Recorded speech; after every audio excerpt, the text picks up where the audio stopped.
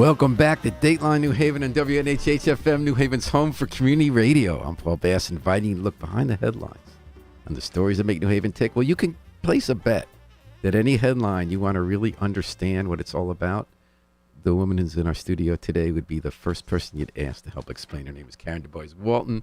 She's the chair of New Haven's Housing Authority. She's had a long run and a good run there. She's also the chair of the State Board of Ed, where some of the most important issues about post-pandemic learning are taking place, and just active on the civic front, government front since last century, right? Yeah, absolutely. I met you in the 90s, right? We did. Had lunch at, what was that place called? On the Taft Hotel.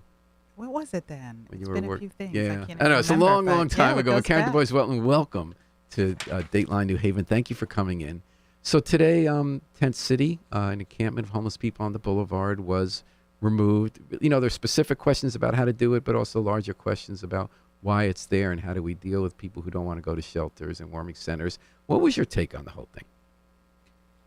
You know, it's Paul. First, just great to be with you as always.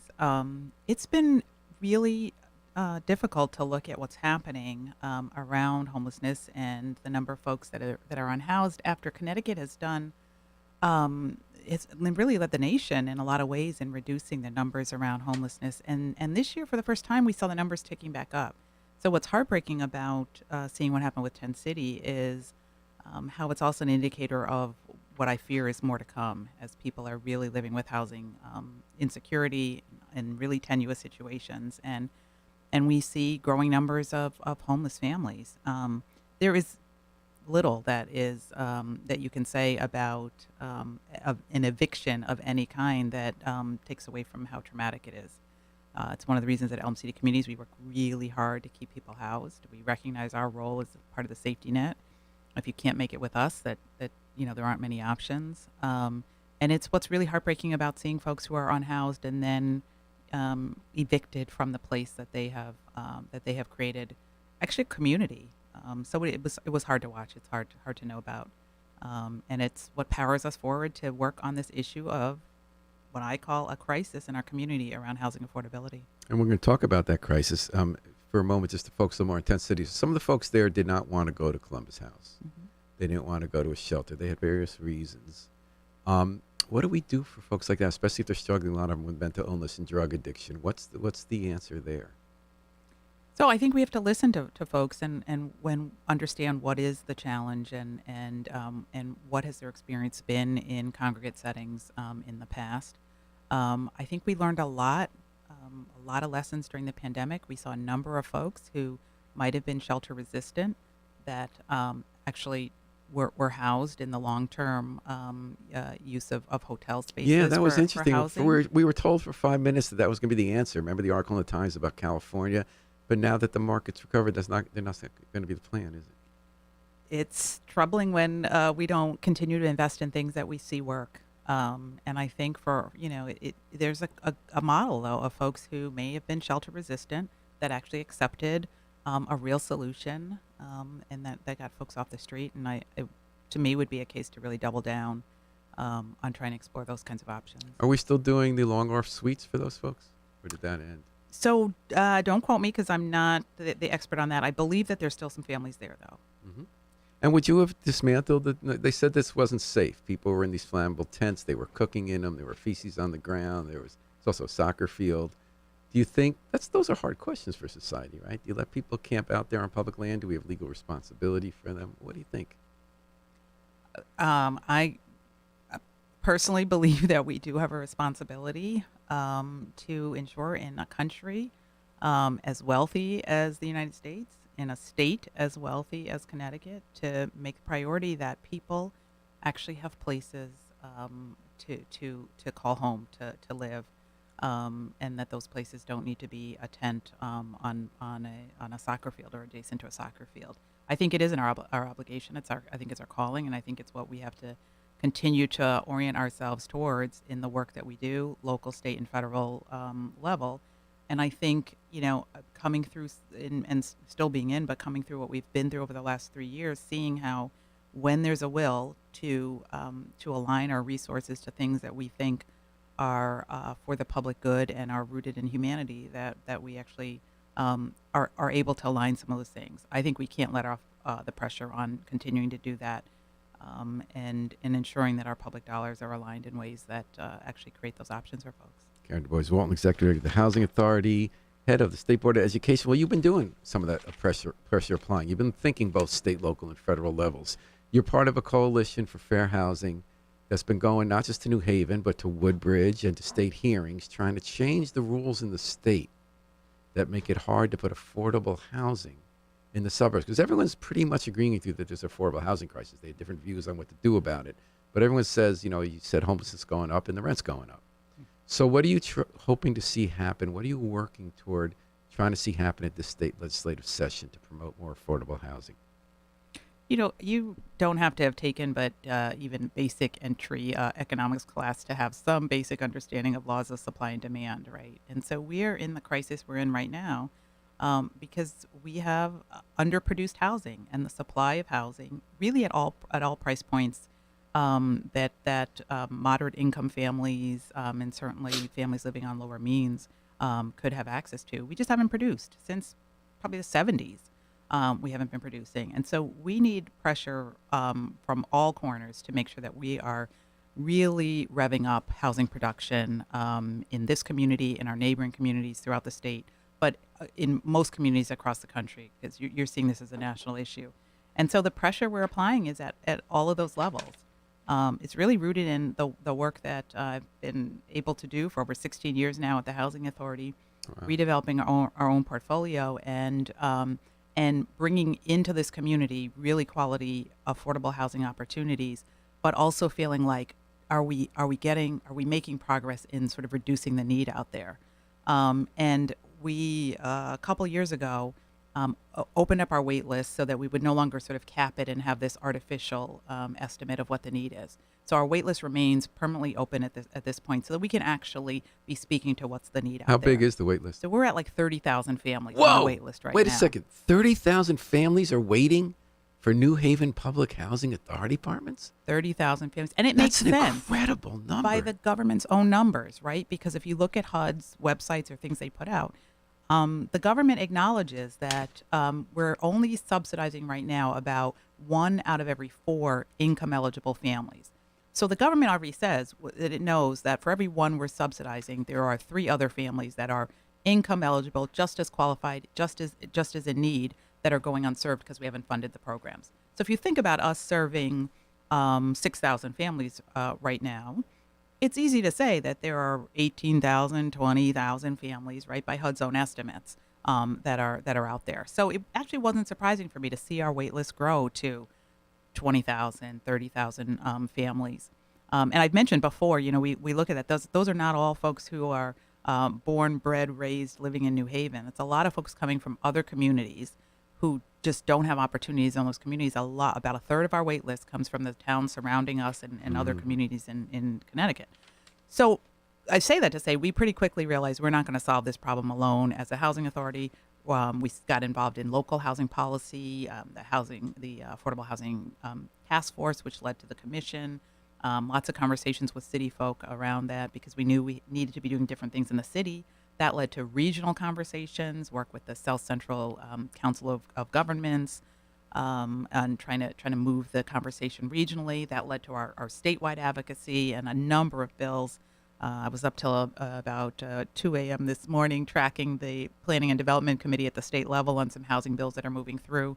Right? I'd like to hear about those. Karen, is it fair to say that 30,000 number on the wait list is relevant to what happened at Tent City today? I get calls every day, Paul, without exaggeration, directly to my office and others calling, our waitlist area with folks in really urgent need. I'm about to be evicted. I've been evicted. Where am I going to go? All of these things are tied together. The underproduction, the lengthy wait lists, the too many places that are saying no housing here. All is connecting to the number of families we see unstably housed, doubled up, living in difficult conditions, living in tents, adjacent to soccer fields. It's all connected. So what bills are you monitoring at the Planning Committee? So if the theory I'm espousing is true, right? That we have underproduced for far too long. I think that's pretty accepted now, isn't it? I Even think people who it is. disagree about what to do about it, they say we need more housing. Right. The state has to grow. Every politician every year I've tracked any kind of level of election is always talking about Connecticut has to grow. This is an economic growth issue. Connecticut's not going to grow if people can't afford to live here, can't find places to live. All of our communities need to be a part of this. So I think it is universally accepted. Although I question it a little bit when I hear the pushback about the efforts, because it's sort of acknowledging we got to grow, but not that way. Don't do that. Okay, well, how about this? Well, no, don't do that, or that's too much, or you get headlines when a suburban town brings on a small development of 4 units. It's celebrated like what a wonderful thing has happened. 4 new units. It's just an indication that we're just not accepting the scale of the problem, the urgency of the problem, and that celebrating 4 units when I'm talking about a wait list of 30,000 just for us, 30,000 families, let alone what Bridgeport has and Hartford has and Waterbury and any of the larger housing authorities. We're just not aligned. So anyway, I think we need to focus on what are the things that are going to create investment in communities that have been creating housing so that they'll keep doing it.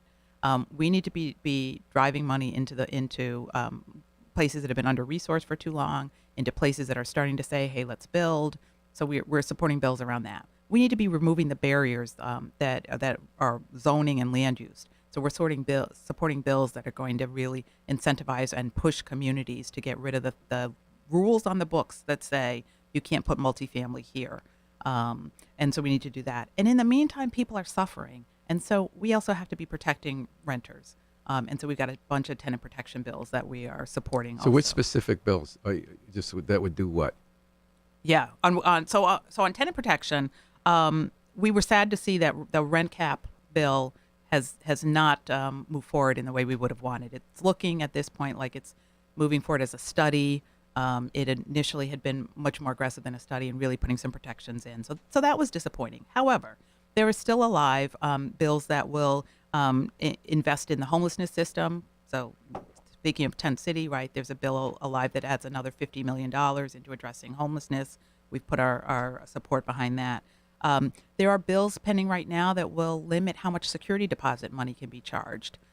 There are bills that are seeking to increase the fines that can be charged against landlords who are letting people live in places that are deplorable. And where the small $250 fine for a large corporate landlord is a slap on the wrist that doesn't really change behavior. So there are bills like that. There are anti-discrimination bills that will give people protections against being discriminated in rental around sexual orientation. So fully behind those. We're behind the Fair Share bill. Fair Share seeks to look at the state and the state's need and give some real numbers about how we allocate across every community, how much of the affordable housing need they need to be stepping up to the plate around, and then really getting some stronger enforcement so that towns would have an opportunity to put a plan together, say this is how we're going to get to our number, and if plans fail to do that, then the stick to that bill is that some default zoning gets imposed that actually opens up places and allows that. We think that's a powerful one. We've got some language out there that we've added to to one of the governor's bills that seeks to have bonding money as an incentive to towns that do these kind of zoning changes. We've got some language that says we think we need more than bonding money, because I don't know that you incentivize a town. If a town doesn't want to build and you say, hey, we'll give you bonding money to build when you change the zoning, I don't know that that's an incentive. It's giving you money to do something that you didn't want to do to begin with. But I don't know any of the elected officials in any of the 169 towns that aren't saying we need more money in our general fund. I think we need to really incentivize places that build housing by offering them some money into their general fund. So we have something we call the Housing Growth Fund that we've been pitching and gotten some good testimony in that we hope will move forward this session. So those are some. Transit-oriented development is the one I was up till that was late interesting. last That's night. the one that says we want you to be able to build near train stations, right? Apartments. Why 'Cause would we people like object live to there. that? Because they're worried who's going to we come do. there. And that's kind of weird, because actually they're going to be perfectly happy with the people who come there, and they're going to eat at their restaurants. It's What do you think this is all You know about, what? And I Karen? think a lot about Is it just race? Is it classism? What is it that's making the think suburbs it's, so look, scared of having? what the roots of zoning were controlling land use or discriminatory and racism. We know that here in Connecticut. We know that across the country. When you stop being able to explicitly say, "Black people, you can't live here," zoning became the mechanism to make that happen. That's clearly documented by folks who've studied this far more than I and accepted. So absolutely, there are roots of racism and classism in it, and fear of what that change is going to mean. But I go back to our own little example here in New Haven, Hamden. Did you know, you followed well, when we redeveloped the West Rock community, the horrible fence that Well, existed. you haven't heard anything complaints about And it that's 'cause my they did. point. Yeah. People had such fears are about nice don't take apartments. the fence down, the wall down. Of the sky was going to fall, traffic was going to be outrageous, crime was going to skyrocket. Why every possible stereotypical thing you could think was said. The fence has been down for years. We have beautiful community built in with the former Brookside and Rockview and the old Rippikoff cottages. Beautiful community. It's got a suburban kind of feel out there. Zero complaints of all the things that were feared, and I think that's what we see over and over again, is that there's a lot of hoopla. There's a lot of not in my backyardism, NIMBYism, that far outshadows any real impact. Even the school stuff that people will say, oh, too many kids in our school overshadowing us. These communities, for the most part, have shrinking school enrollment, have capacity for more young people. And often what you're building around a train station isn't even the housing that attracts family with children to begin Yeah, with. it's the So commuter. That's the whole point. Yeah, You get the someone who's going arguments into New don't York to even work. Yeah. hang together. So I think it's a lot of fear. It's rooted in some stuff that's ugly that we need to face and move beyond. But we need to really focus everybody on that. This is an economic development issue for our state. We are not going to grow as a state until we build housing, and we need to build it in all places. Karen, there was one. What about Church Street South? So that we used to have 299 apartments there, family apartments. They got torn down. There were a lot of problems with the city. You helped the families find new housing in an emergency.